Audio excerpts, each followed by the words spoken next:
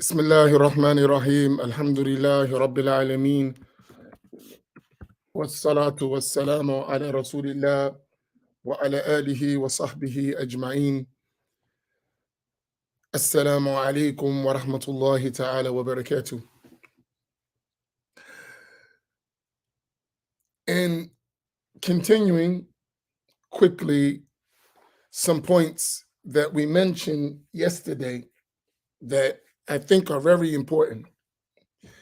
Sometimes people ask, about what we're doing in these lessons and in general on the platform of Masjid Muhammad of Atlantic City. We try our best really to be as clear as possible as to what we're doing. So,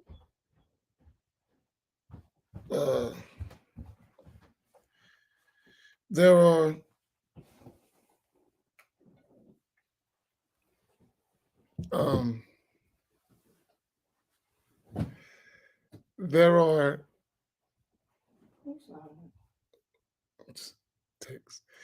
are many things that I want you to understand. Really, because sometimes understanding will help you accept. Sometimes people reject just because they're not understanding what is being said, right? They don't reject, they don't understand. So it's important for the teacher to make sure people understand, right? Or do his best or her best to make people understand what you're doing.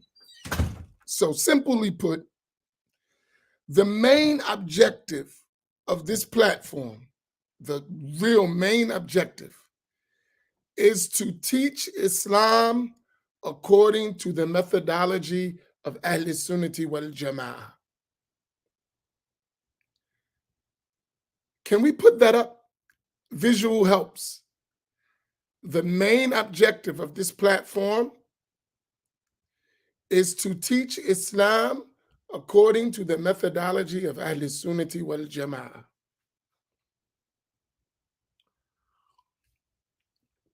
That's number one,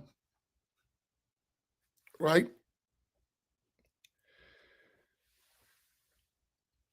The methodology of this platform is to teach al-Islam according to the methodology of Ahl Sunnati wal Jama'ah.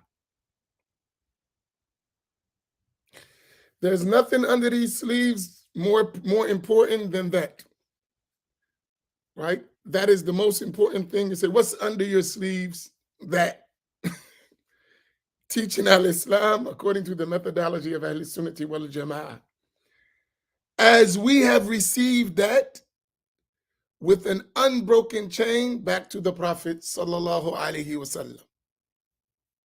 That's what we're about, right?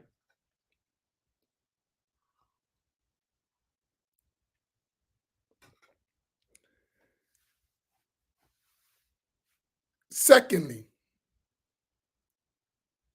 when we say Ahl Sunnati wal Jama'ah, right, we mean to focus on the primary sciences of Islam, of creed, practice, and spirituality. Al-Aqidah, Al-Fiqh, and At-Tasawwuf, right? And Ahl Sunnati wal Jama'ah, whenever we use that term on this platform, we mean Al-Asha'ira wal-Maturidiyya. Al-Asha'ira wal-Maturidiyya. That's what we mean and nothing else. So whenever we say it, we're not talking about nothing else. When we say Ahl Sunnati wal Jama'ah, in Aqidah, we're talking about Al-Asha'ira wal-Maturidiyya. Please, this is important for us to understand, because when new people come, they might not know this. So it often needs to be repeated. And sometimes people who have been here a while forget it. So it needs to be repeated. In al-fiqh, so that's belief. In al-fiqh, when we say Ahl Sunnah, we mean the Hanafis, the Malikis, the Shafi'is, and the Hanbalis. When we say al-fiqh, that's what we're referring to. And when we say spirituality at tasawwuf, we mean the various paths of spiritual wayfaring. Al-Rifa'iyya, Al-Qadiriyya, Al-Naqshbandiyya, Al-Shadhiliyya, Ba'alawi, Tijani, Shisti, Khalwati, on and on and on and on, among the Turuqas to Sufiya. So that's the methodology we're talking about.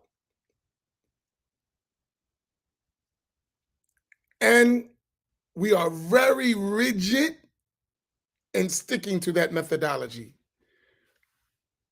We don't have a flip-flop methodology. I'm here, I'm there, I'm here, I'm there. No. We are Sunni, Ahl Sunnati wal Jama'ah. And that's what we mean. That's what we intend. We're not shy about it. And we don't waver in that. Not one iota, as they say.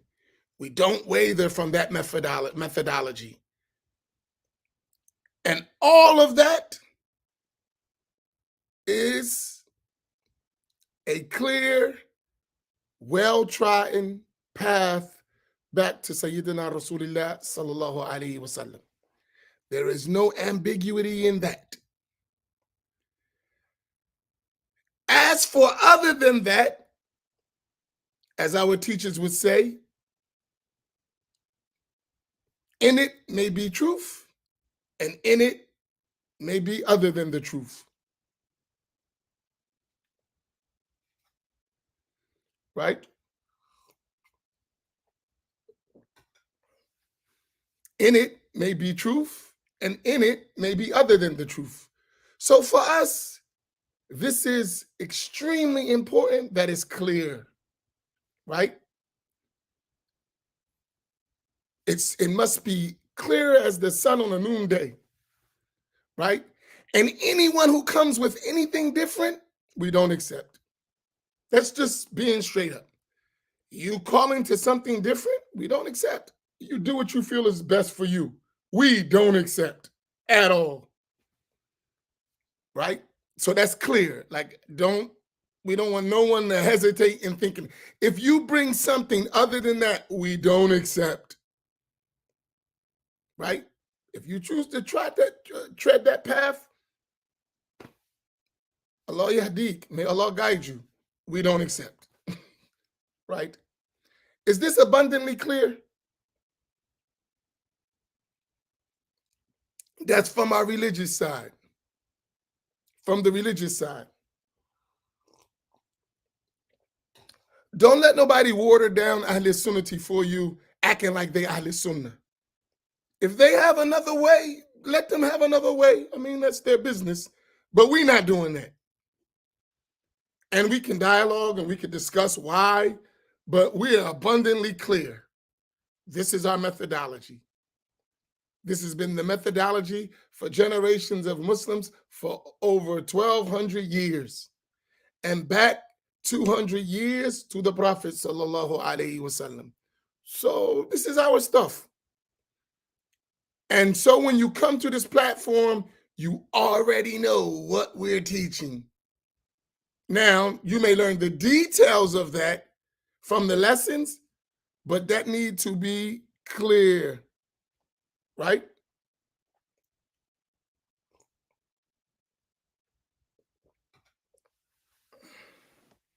That needs to be clear. So long as that's clear, good. Is that clear for everyone? So no one doesn't like understand what we're doing and where we're at.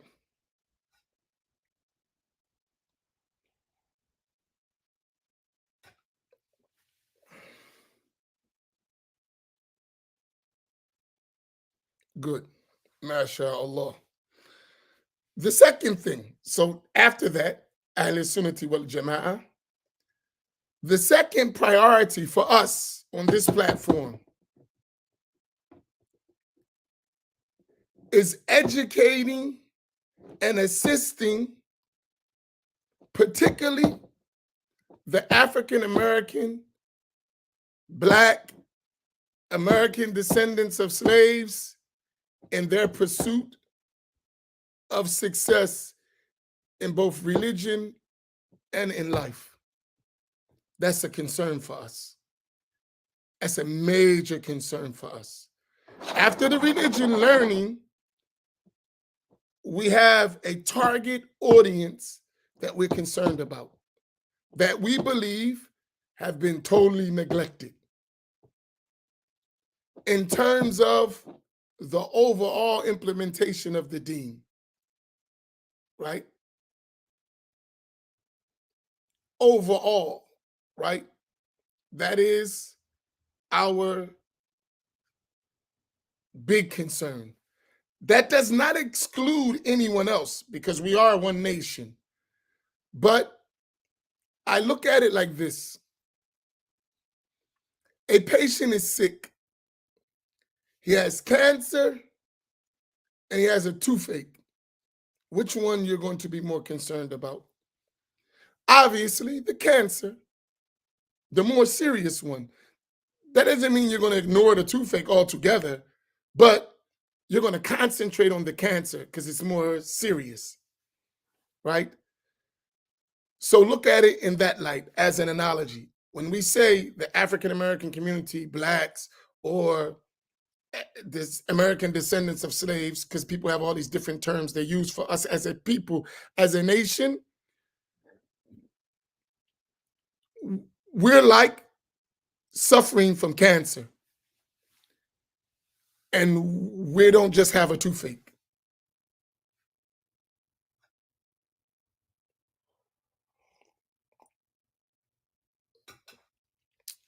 Right? So that is our concern. So that you're going to hear that. So when you hear Black Imams Roundtable, it's deliberate. It's for a reason why we're saying that, right? Because we're concerned, right? But that concern for African Americans doesn't supersede our concern for teaching Islam according to the methodology of Ahl Sunnati wal Jama'ah, right? It coincides, right? So we don't sacrifice our overall mission for our secondary objective. Our overall mission is to teach the religion according to the methodology of Ahl Sunnati wal Jama'ah and identify that. And we have been shortchanged in that the most, right? As a community, we have been shortchanged in that area the most, right?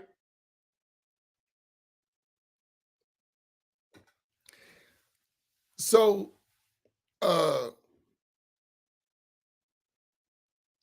that's why that's a priority. With all of that, that is enough work for us, helping with all those things for the rest of our lives. And I think we're just setting a precedent for the future for us. Like, okay, we did it this much as people before us did what they can do. We're doing what we can do. And then, inshallah, the next generation will take it to another level. But we just have to do our part, you know? So with that, I just wanted to set that straight. And I was thinking yesterday, and I'll move on after this, how important it is to clarify certain things and then stick to that. Because sometimes branching, which I love to do, branching can distract people from their objective. So not everyone has the ability to branch and come back to the root, right? They'll get branching and be stuck on the branch and forget all about the root. So I thought to myself, I said, listen, explain the root and try your best to branch slowly and infrequently at that. Don't do a lot of it because you trying to keep people on the objective, right? So the better way is to explain it to you, inshallah. So let's go with that said.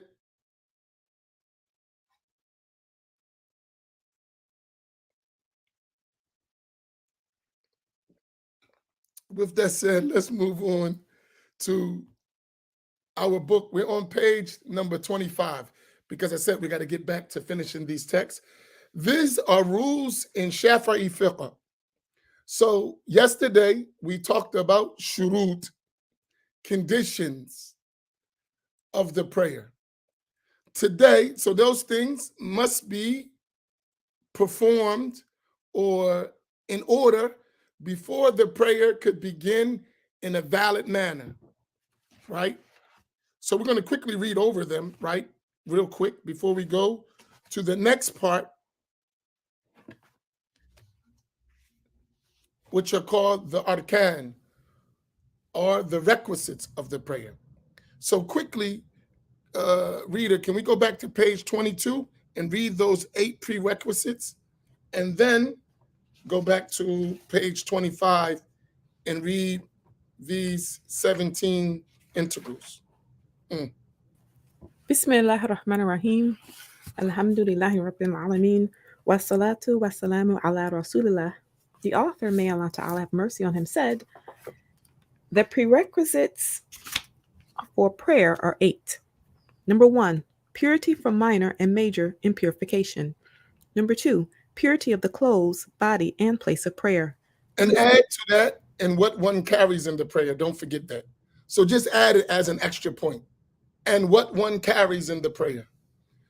An example for a woman or man who has a baby, who has a soiled diaper. If you carry that baby in the prayer, your prayer is invalid. Or a doctor or a patient who carries urine or blood in a bottle or in a container or in a vial in their pocket, and they pray, that najasa would invalidate the prayer. Number 3, covering one's nakedness. Awrah.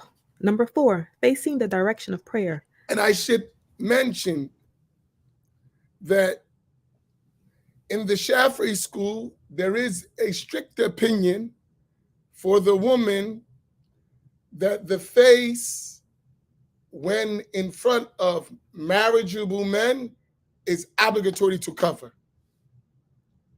So for the one who wants strictness and wants to be cautious, I advise you to follow that opinion.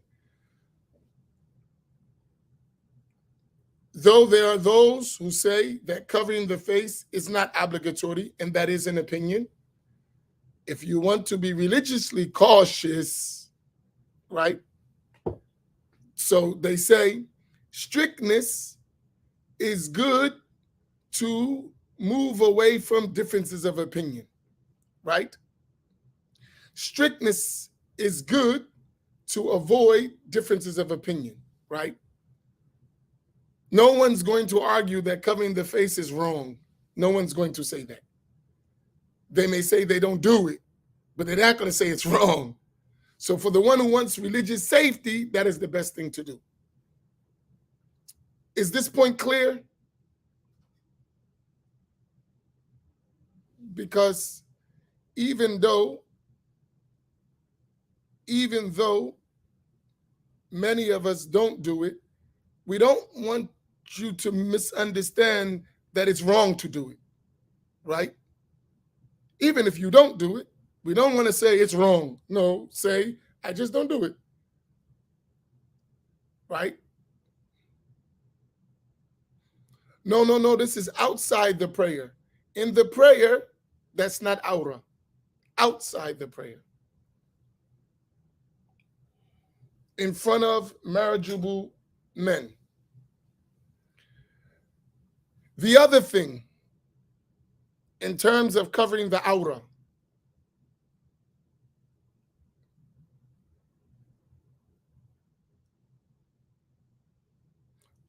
no, it's not optional. No one said that. I said those scholars said it's obligatory, not optional. But there is a difference of opinion. So they didn't say it's optional. They said, no, it's obligatory. But other scholars disagreed with that. So there is a difference of opinion, right?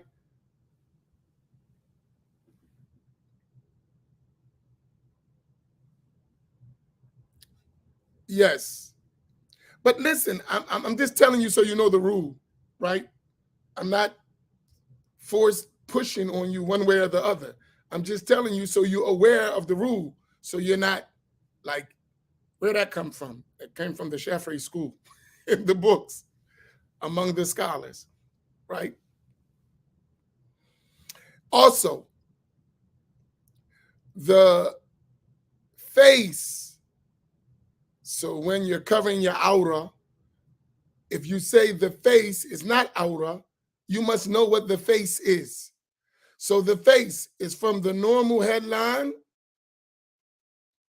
to the chin, from one earlobe to the other earlobe. So like this. So under here is aura. You should cover it. So you should bring your hijab to the chin, right? So you should learn how to wrap in such a way that under here is covered, right? So even if you don't cover your face, make sure that everything other than the face, which would be all of this, right? So only would be open is the face, right? So all this should be covered. So maybe sisters could have a class where they learn to wrap the hijab so that they cover their aura.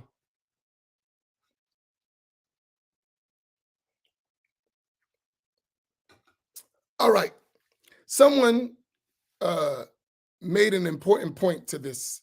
I wanted to go by this fast, but these points are important.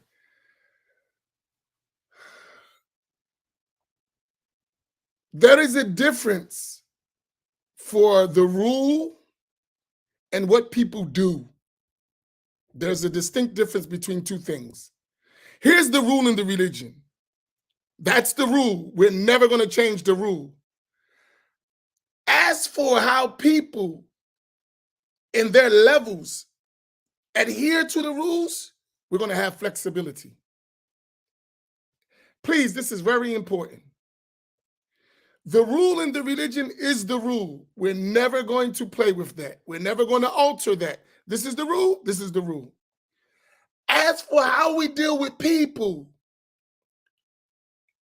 in terms of their applying the rule, there's flexibility there because people are at levels.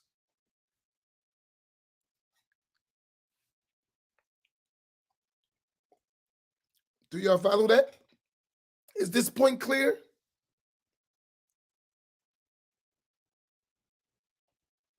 Is this point clear? The rule is the rule. As far as you applying the rule, the way we're going to deal with you and ourselves is different. All of us fall short. We already discussed that, right? All of us fall short in something, right? None of us are strict adherents to every rule. That's not real. We all fall short in some area, right? So the dealings with such people is going to be different, right? Right? Is that clear? So here, our teachers always taught us, when it comes to strictness, apply it to yourself and deal with others with flexibility. When there is flexibility, of course, right?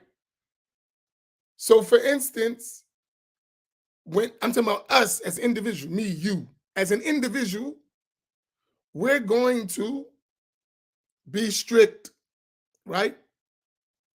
We're going to be strict on ourselves. But for others, we're going to allow flexibility where there's flexibility, right? We're going to be strict on ourselves to our ability. And then when it comes to flexibility to others, we're going to be flexible, right?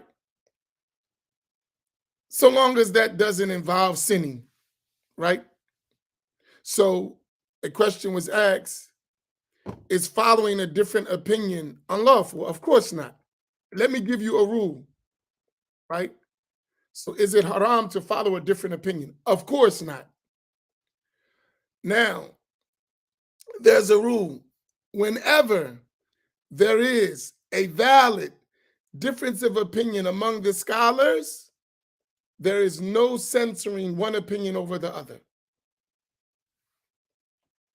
Did y'all follow that?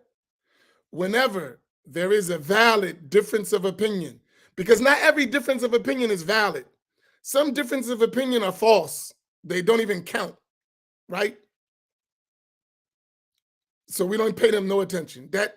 That's not a valid difference of opinion. That's desires we don't accept. But a valid difference of opinion, there's no censoring one over the other, right? Do you follow that? Is that clear?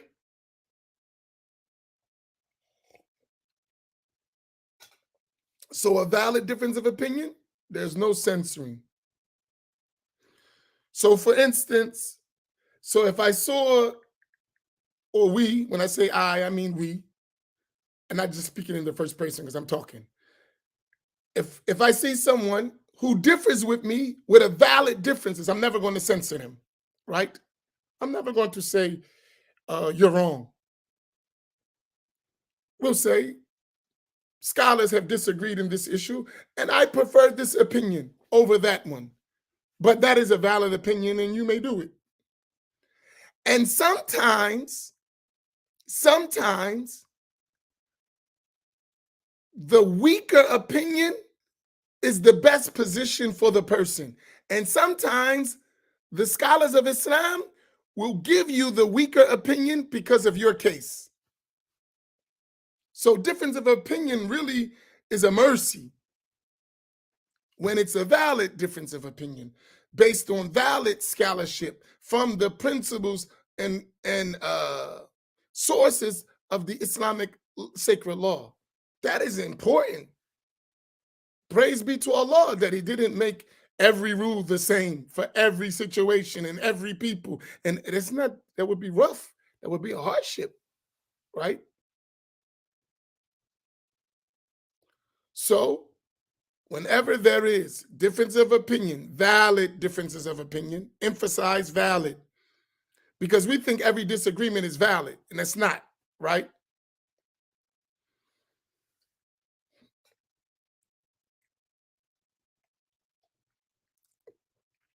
All right, let's finish these 8, and I'm gonna come back to your questions real quick because I see you have questions. Let's finish those 8 and then the 17 quickly read, and I'll come back to this whole where Khadijah's question is. Khadijah, I'm gonna just put your question up so that we mark where we're at. Go ahead, reader, inshallah. Number 4, facing the direction of prayer. Number 5, the time for the prayer. I'll give you an example. Facing the direction of a prayer, there's difference of opinions about the correct direction, right? Valid differences of opinion. I'm not going to argue with someone about that issue. I may tell them what I think is right, but I'm not going to argue if they disagree with me because it's an issue where people have valid differences and they see things differences based on Islamic principles. They disagree, right? Even between the schools, even within a school, right? So if that is not an issue that we're going to fight about, We may disagree, but we're not going to fight about it because it has valid differences. Outside of school, within a school, people don't see it the same, right?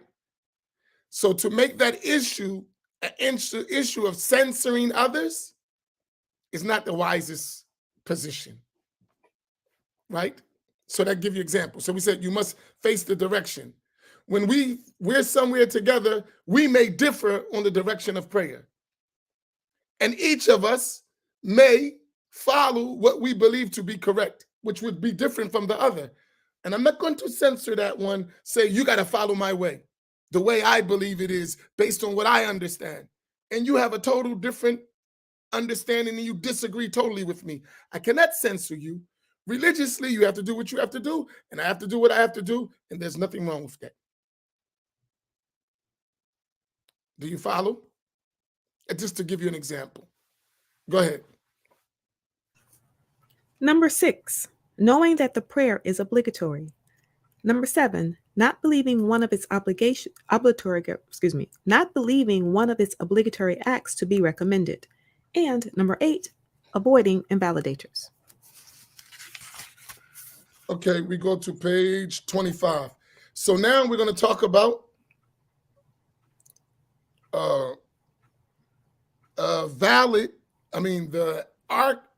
requisites or integrals of the prayer, according to the school of Ash-Shafi'i. So now we're reading in a book of jurisprudence according to the school or the madhab of Imam Ash-Shafi'i.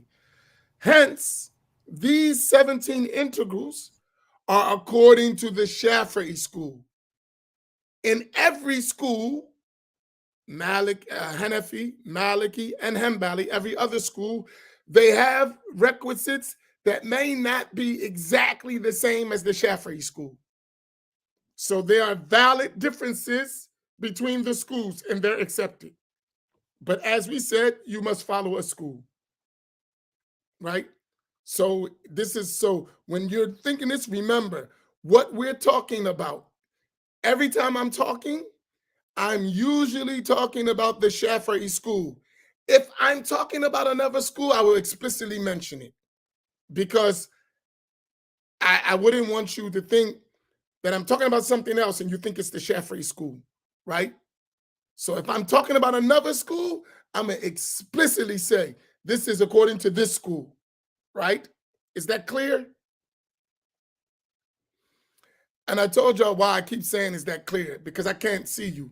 So I don't know what's clear to you and what's not. So the only way I can find out is by asking you.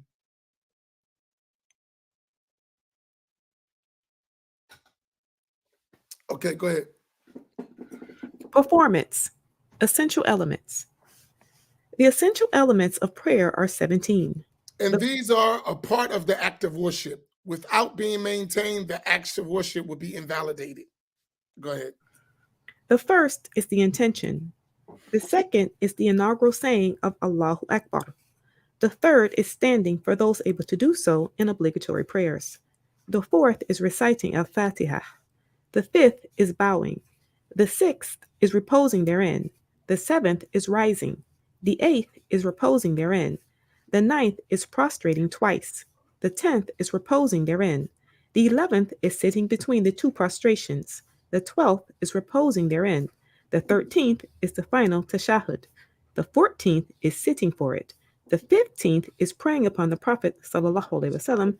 May Allah Ta'ala bless him and give him peace. The 16th is saying Assalamu alaikum. The 17th is the order.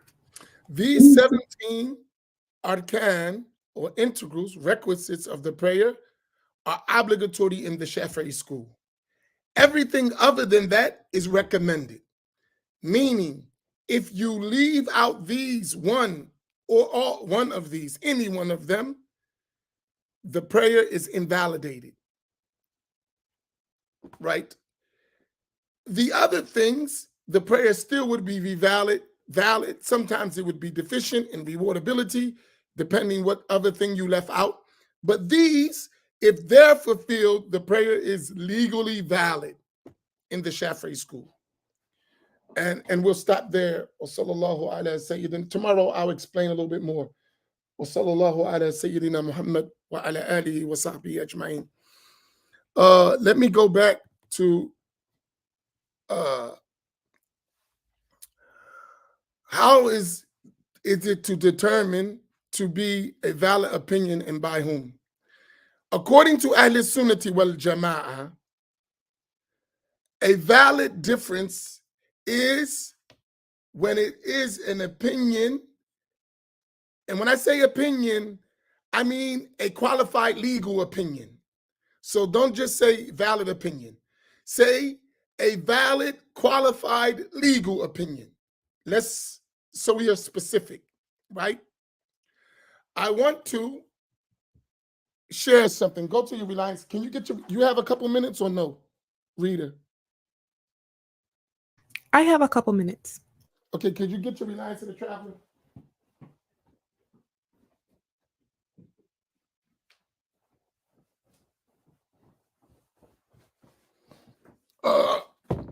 Quickly, just for this question. Allahumma salli ala Sayyidina Muhammad. A valid legal opinion.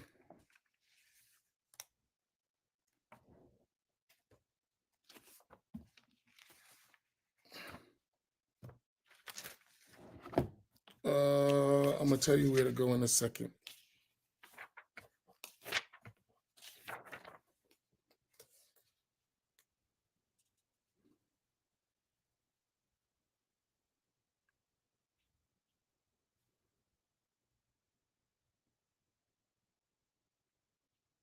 Go to W12.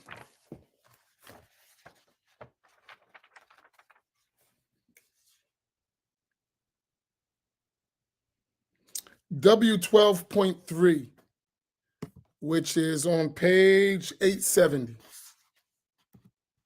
So if you have Reliance to the Traveler, I told all of you should have it. It's available on our site at Masjid Muhammad. I'll put it up for you.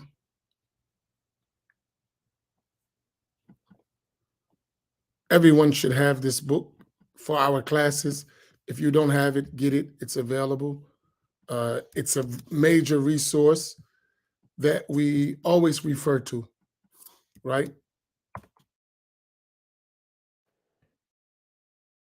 Right? So go to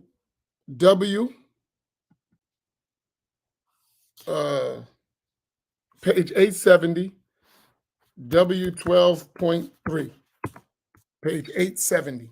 You got it?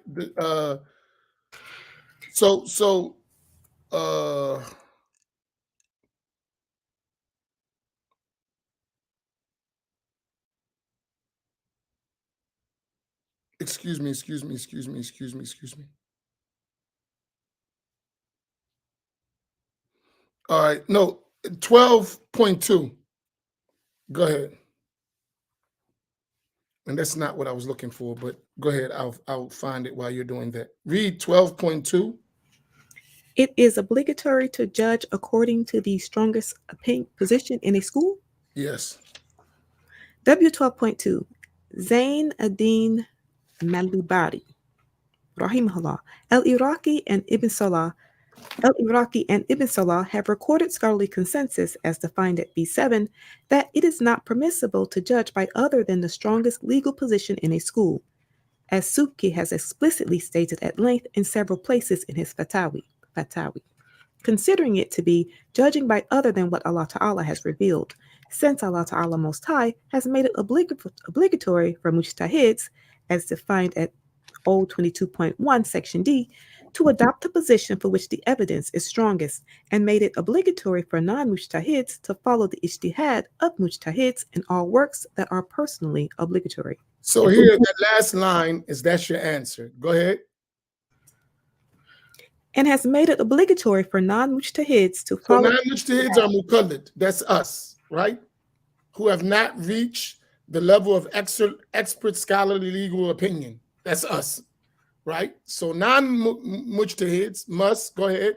Follow the ijtihad of mujtahids in all works that are personally obligatory. So for us, how are we going to determine the valid opinion? From the mujtahids. That what I was looking for, I'm sorry, if you go to page 25, B 7.5, that's what I wanted you to, which is page 25. Page 25. Right, there you go. That's what I was looking for. B 7.5. So this is the more direct, that's the overarching answer, because how do we get the valid opinion? From qualified mujtahids, not from non-mujtahidun, right? Non-mujtahid scholar, people, we don't pay them no attention when it comes to determining a valid opinion. That is the mujtahid scholars, which are within the four schools. Go ahead. B 7.5. Per translator. Another hadith that scholars quote in No, connection. excuse me, B 7.6. I'm sorry. B 7.6. Per the translator. In addition to its general interest as a formal legal opinion, the following serves in the present context to clarify why other than the four Sunni schools of jurisprudence do not necessarily play a role in scholarly consensus. Abdul Rahman Ba'alawi, Ibn Salah reports that there is scholarly consensus on its being unlawful to follow rulings from schools other than those of the four imams, meaning in one's personal works, let alone give court verdicts or formal legal opinions to people from them, because of the untrustworthiness of the ascription of such rulings to the scholars who reportedly gave them, there being no channels of transmission which obviate the possibility of textual corruption and spurious substitutions. Can you read the statement of Al-Habib Abdurrahman Ba'alawi from Ibn Salah? Ibn Salah was the sheikh of hadith in Darul Hadith before Imam al-Nawawi. And his books are the foundational books in the science of hadith. His book is the foundational book from which other books after that were built upon in the science of hadith. So he's an extremely important scholar, especially in hadith. So he narrates consensus on this issue, means scholarly consensus, which you cannot go against. What does he say?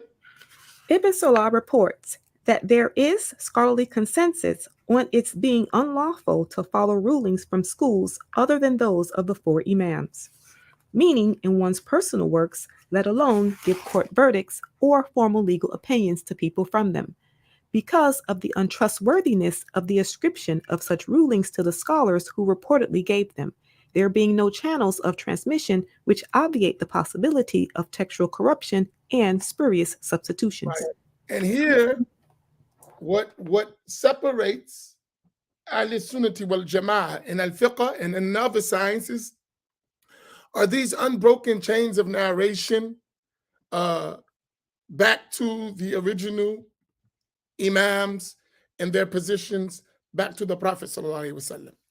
So that's why, other than the four schools, we don't accept. So when we want to know a valid difference of opinion, it's within the four schools. And then in each school, you want to make sure it's the reliable opinion in the school, right? So in each school, so you have the four schools, and then you have the reliable opinions, which makes up a consensus. Then within the schools, you have reliable positions and weak positions. So whenever you mention from the school, you want to make sure it's a reliable position within the school. And there are levels to all of this, right? I know a lot of this stuff is new, right, for many of us. But that's why it shouldn't be new, because we should have been taught from the beginning, but a lot of us weren't. We didn't have access. So, okay, now we do, and we build from here. And we make sure the next generation are not in the same situations. It's not that complicated.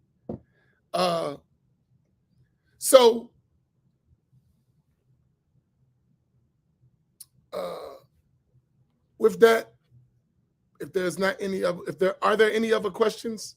about what we talked about. I'll open it up for general questions related to the topic. Don't take me all over the place, right? Related to what we're talking about. If it's not related to what we're talking about, spare everyone of the waste of time and wait till that subject comes up and then bring it.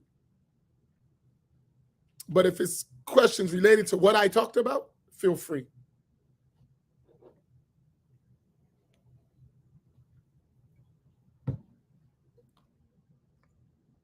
Allahu Akbar.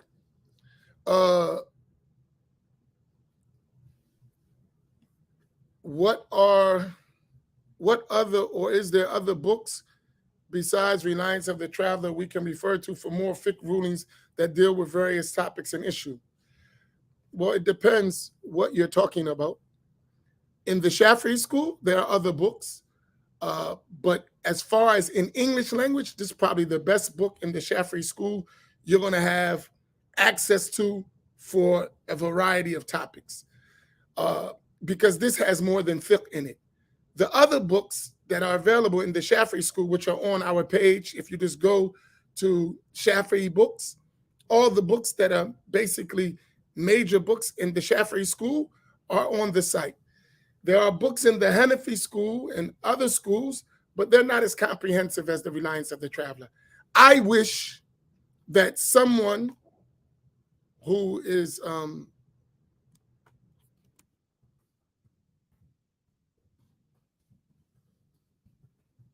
on one second.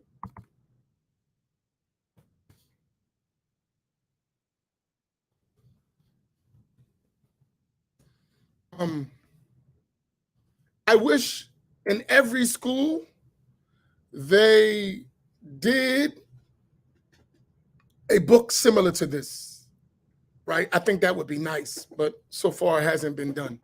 I remember he was talking about doing a Hanafi book like this, but it never was completed. So I think that would be nice. But in my honest opinion, just my opinion, others may differ. I don't know how, but they may, depending what they're looking at.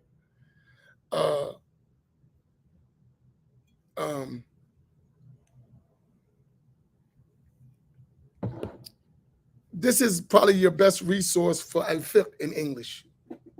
I'm talking about a reliable fiqh work that was checked, that was studied, that was with scholars. I don't think you're going to get a better book in English than the Reliance of the Traveler.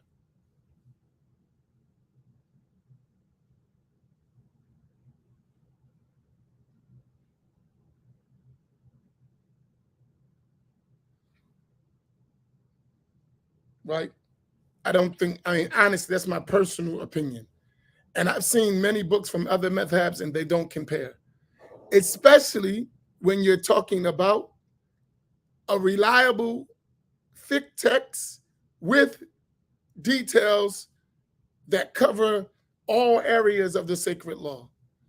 He did a great work. You can't take that from him. And anyone who studies fiqh will understand that. And in our sequence of learning, you'll see there are steps in books. That's why I told you to get that book yesterday. I'm going to discuss it probably in the mornings, some issues, points, because we want to help us, right? Most people, unfortunately, due to lack of access, don't know how to follow a madhab properly, right? They haven't learned. So they're all over the place. So this book, Reliance of the Traveler, would really come after you study several levels of books to reach this level, right? So if you had a teacher, they're going to take you through certain books first before you get to that. So this would be like a high intermediate level book in Shafi'i school, in the Shafi'i school. So it's not the advanced text, but it's a high level intermediate book for a seeker of knowledge, someone who studying jurisprudence. He would get to this at a medium level. Say if he wanted to summarize to the smallest summary, he's going to study one book, then this book, then another advanced book, right? So, I mean, that's like a narrow, like straight to the point. Minhaj al-Talibin is an advanced text. So you would study Minhaj after studying Reliance of the Traveler and maybe one or even two other books before that, right?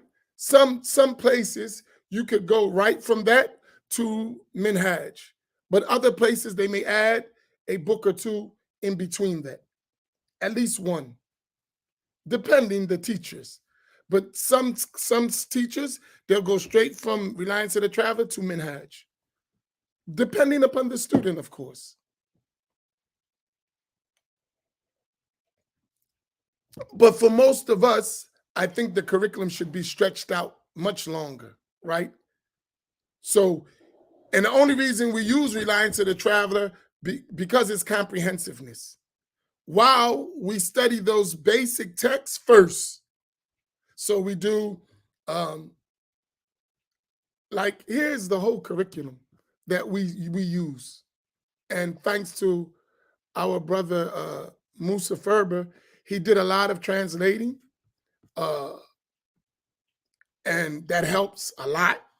May Allah reward him for his work in translating to save people from having to do it themselves, right? So that is a whole curriculum in the Shafi'i school that's available, right? No, right? That was to Farouk's question. Is it possible? So Minhaj al-Talibin is one of the last books that you're going to study before you go into super commentaries, right? Remember we said beginning books, intermediate books, advanced books, then super commentaries on advanced books. Minhaj al-Talibin from Imam an-Nawawi is in the advanced book level. Is it possible to learn fiqh through a process of question and answering? No. That's not how you learn. No. You learn al-fiqh by going through a way of studying reliable books with trustworthy teachers. Then, as you learn books from trustworthy teachers, you may ask questions and advance your knowledge, but your basis should be two things: a living teacher and a trustworthy, reliable text book. A living teacher and a trustworthy, reliable book. The primary source is the living teacher. The secondary source is the trustworthy books, but both of them are necessary. Please put that up. The way to learn is from a trustworthy teacher and a reliable book. Those two components. So if someone just has a trustworthy teacher and no books, his knowledge is going to be faulty because he doesn't have something to rely upon. And whoever has books without a teacher is going to be having a lot of mistakes because not having someone to explain. So you need both. And that's the way of Ahl Sunnati wal Jama'ah. Our methodology is it's old. It's over 1,200 years old. We have a whole series of books. It's not something. Usul al-fiqh comes after learning fiqh. You don't learn usul al-fiqh before you learn al-fiqh. You learn al-fiqh, then you learn usul al-fiqh. So no teacher is going to teach you usul al-fiqh before he teaches you fiqh. He's going to teach you how to practice first and then tell you how you got to that point later. Because usul al-fiqh doesn't teach you how to practice the religion. It teaches you how to derive the rules that practice the religion. So you need to practice the religion as soon as you become a Muslim. Right? You need to practice. You cannot just learn. We have to, one of our teachers said, we have to stop worrying about knowledge and worrying about practice. We've become a people that learn knowledge just for information, not to practice. we should change that to we learn knowledge so that we can implement it, right? We learn knowledge so that we can practice, not knowledge for the information's sake.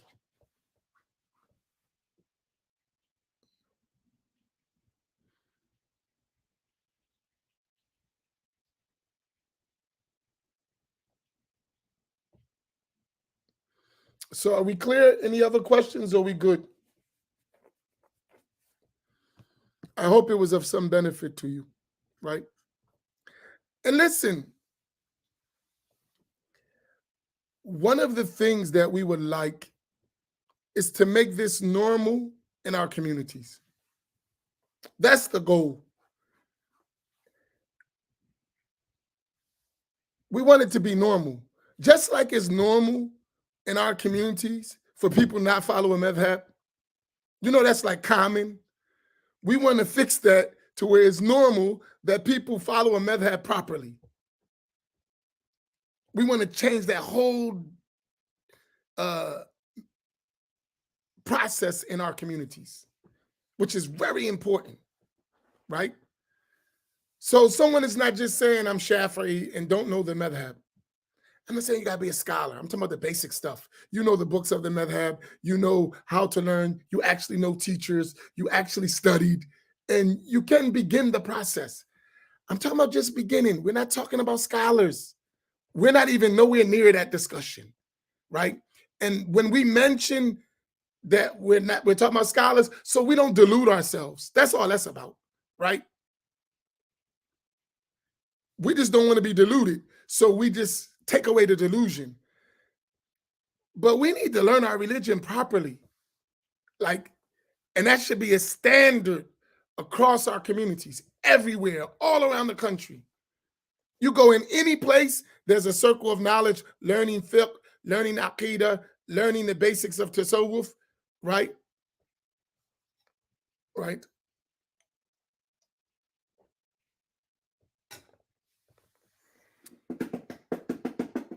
Right?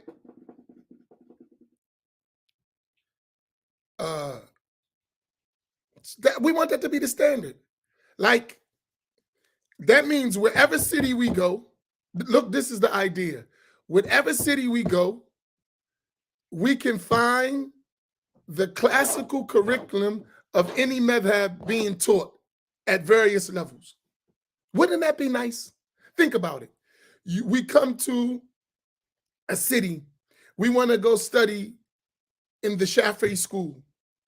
So in that city, there are teachers that are well known that are teaching this book, that book, that book at different levels, right? So if I'm a beginner, there are teachers teaching this beginning text in Shafi'i fiqh, this beginning text in Aqidah, this beginning text in Tasawwuf. There are teachers teaching this intermediate text in Aqidah or fiqh or Tasawwuf.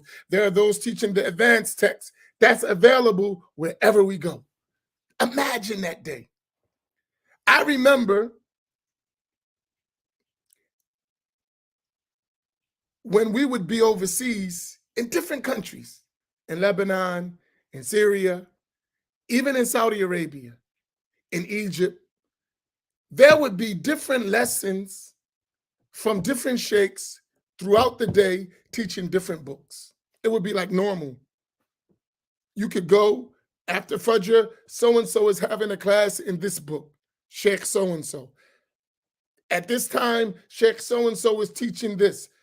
In different subjects, in different books, you could actually, if you were good, you could go through a whole curriculum, right? Just the schedule of the teachers. But it was available, like readily available.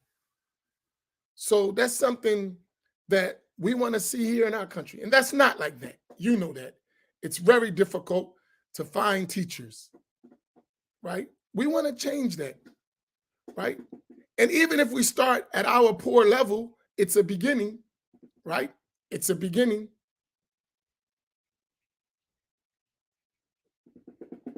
Right? It's a beginning. It's a start. Let's start somewhere, right? And at least we'll have that that just imagine the next generation that has that in place. And we helped. Man, that's a great reward. Even if we ourselves don't have it like we want it, but we started the process, right?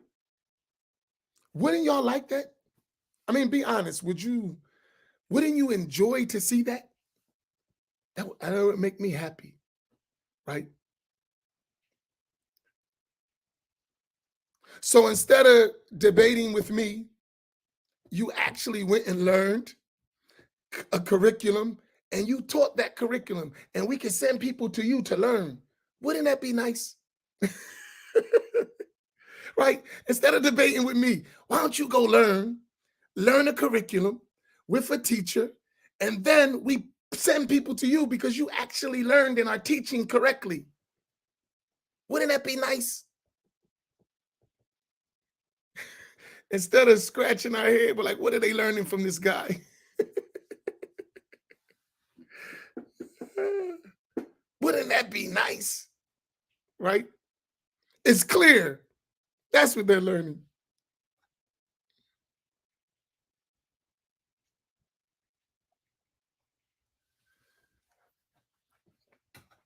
Right? So that's what we would like. That's it. So let us work hard to start the process.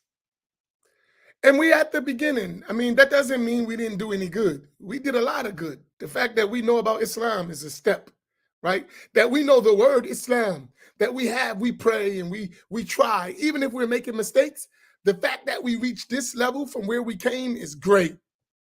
And may Allah reward everyone, help us get to this stage, right?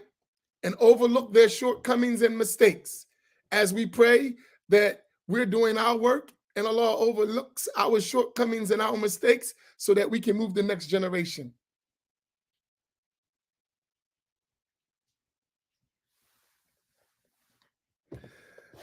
I have a non-scholarly difference of opinion with you, Imam. Hear me out later. Always, you're always welcome. You know that. You have my phone number, right? You can always reach out to me. I'm accessible. I'm not a sheikh. I'm not a scholar. I don't even pretend one on TV. You know, I say I'm not a real cop, but I play one on TV. I'm not a real sheikh. I'm not a real scholar. Not online, not offline, none of that. So I'm regular people. I'm mukallid, layman, just like you. I'm accessible. I am not some guy. You're not going to come around me and somebody's pushing you away. Get away from him. This is the sheikh. Make an appointment. You should make an appointment. I do be busy. I might not be able to get with you all the time, but I'm available. I'm your brother in Islam. And I want the good for you like I want the good for myself. So you know how to reach me. So that's how I know when people come on and they online talking junk, I know they just entertaining themselves, because you can actually call me. You can actually reach out to me. It's not like you don't know how to reach me.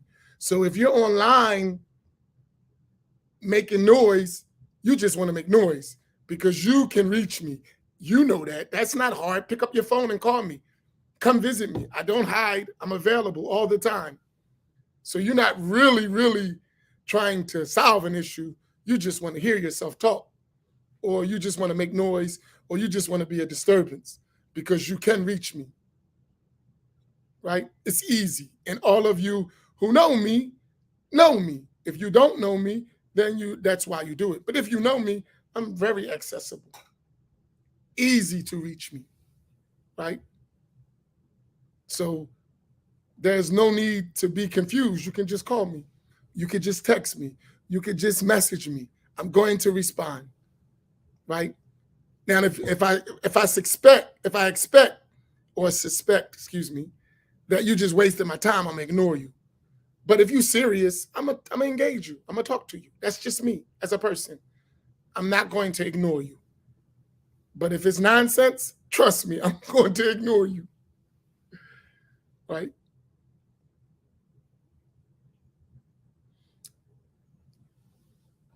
So with that, I love you all.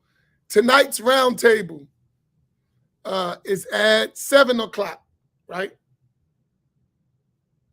Right? 7 o'clock. The Black Imams Roundtable at 7 o'clock with Imam Fahim Lee, Imam Naeem Abdullah, and this lowly, poor, broken servant, Amin Muhammad. Inshallah, we'll see y'all tonight. And listen, you have a confusion.